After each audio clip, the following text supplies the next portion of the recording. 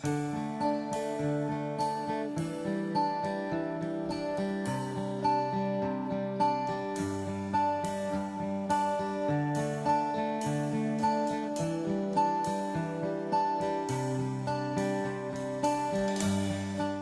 we never heard of thalassemia, so we didn't know what it was, so that was the main shock.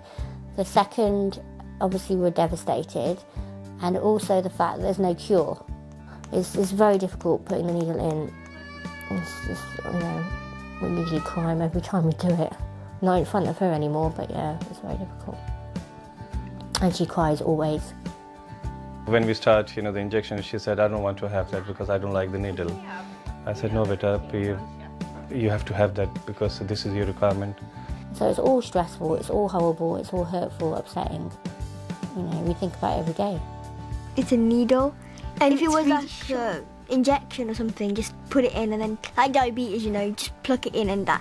I wouldn't mind that every night, but staying like the whole night. And it makes scars and bruises, but when I come in the morning, my tummy's hurting because of that thing. One of the challenges in thalassemia and in managing thalassemia and control of thalassemia is that the level of awareness in the community is really quite low. And even though this is a common genetic condition, particularly in some specific communities, few people have even heard of thalassemia. Just wondered if you'd heard of thalassemia? Not lately. Does it pertain to anything special? Thalassemia, no, I haven't heard before. Is it catching? No. Thalassemia, I think, is the one kind of disease which occurs there in the summer. Thalassemia. Due old age? No. I don't know. I've never heard of it. Young children get it. They do. Thalassemia, sounds like emphysema. No idea. I don't know, some problem with, hypothalamus, something like that? It's quite close to having like anemia. Thalassemia, no, then. No idea. Any idea? Food poisoning?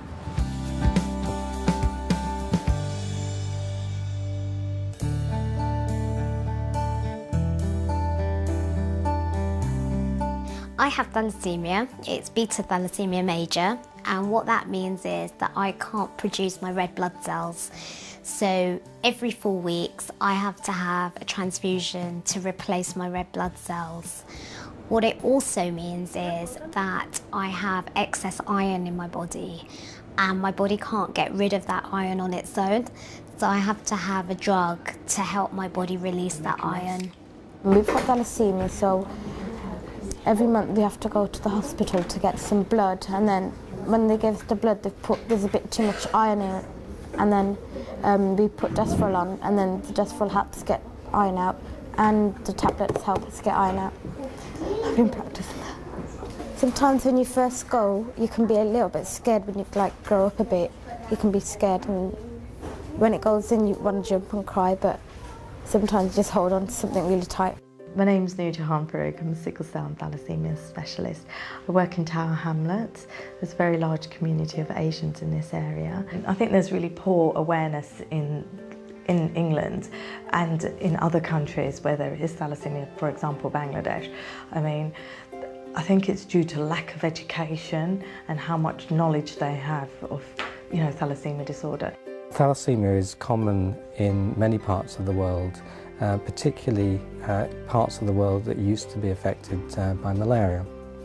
If you look at a world map, you'll see that the areas of the highest prevalence, where it's most common, starts with the Eastern Mediterranean, so Greece, Cyprus, Turkey, and then across the Middle East, including Palestine, including Syria, Lebanon, Iran, Iraq, and then across into India, Pakistan and Bangladesh, South Asia, Southeast Asia, China, Vietnam, Cambodia, the Philippines, and to some extent also Indonesia. And of course, because people from those parts of the world have immigrated to Northern Europe and to North America, we now see thalassemia in these countries, including our own. Me and my wife, we didn't actually find out we were carriers until well after we had actually conceived our first child. The time where we actually found out about the problem was when we had our baby. When Khadija was born, there was some standard tests that were done in which revealed that Khadija has got thalassaemia major. I was a carrier, and unfortunately my husband was a carrier. And Fatima was major thalassaemia, where you have to go for blood transfusion. But it was difficult because we never knew what thalassaemia was.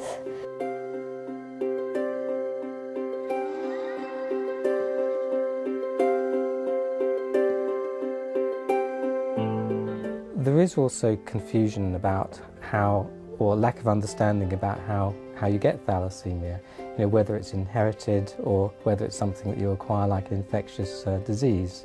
For a baby to be born with thalassaemia major like I am, what happens is that both parents will be carriers, and there's a 1 in 4 chance with each pregnancy that the baby born will have thalassaemia major. So for example, in my case, my mum was a carrier, my dad was a carrier, but they didn't know about it at the time. And when they were expecting me, I was the major. But in subsequent pregnancies, my sister is just a carrier.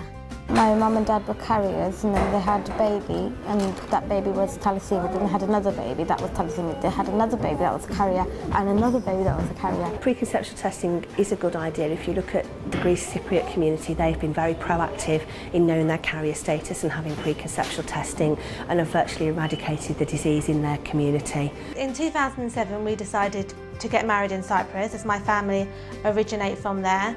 And when we found out that we needed to have the test done, the thalassaemia test done to see whether we were carriers, we had to do this 3 months before, as that is the law. And as thalassaemia is prevalent in my family, you know, it was a big relief to find out that myself and Gavin weren't carriers. So it's really important that young people, before they get married and before they have children, know what their status is. It's just a simple blood test. Before we got engaged, that's when we decided to have the test on the recommendation of our doctor.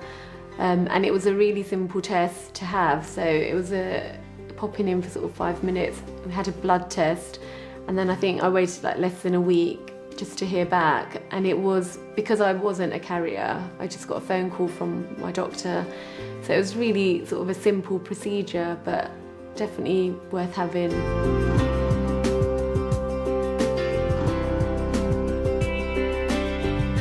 The more important thing is to get tested before you actually get married. Get married, yeah. The majority of people in this country find out when they're pregnant. During their booking, they have a blood test done, and that's when they find out, and that's when the husband will be tested. They become quite devastated because, you know, and there's nothing they can really do because they're pregnant. And then the choice they do have is to have prenatal diagnosis, you know, and to find out what the baby is. So it is like quite hard to find out at such a late stage. It would be nice to have it done either as part of your registration with GPs when you register, or if you're going to go for contraception, it'll be nice to have it done then. You should have a test done, yeah.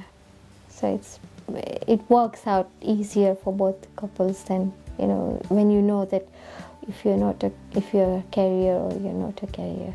You can get yourself tested, you can get your future prospective partner to be tested as well, so that you know how to go about your life. Then you can have children or not have children. To get tested is vital. If you know your status, then you can advise your partner and make the correct decisions. Because at the end of the day, living with a thalassaemic child is still a very painful issue, because you have, in a lot of communities, there's a lot of guilt with a thalassaemic child being born. There's a lot of guilt with having to, set up treatment, the transfusion, the drips and all the rest of it, and the pain that that child will go through and through its life. So I advocate that everybody should get tested. It's really important that people thinking about having a family actually get the screening done, have that blood test done. If both partners are found to be carriers, they can make an informed choice about whether it's right for them and whether they can support that child and actually treat that child as they would any other child. But it's a personal choice, and for me it's about making an informed choice.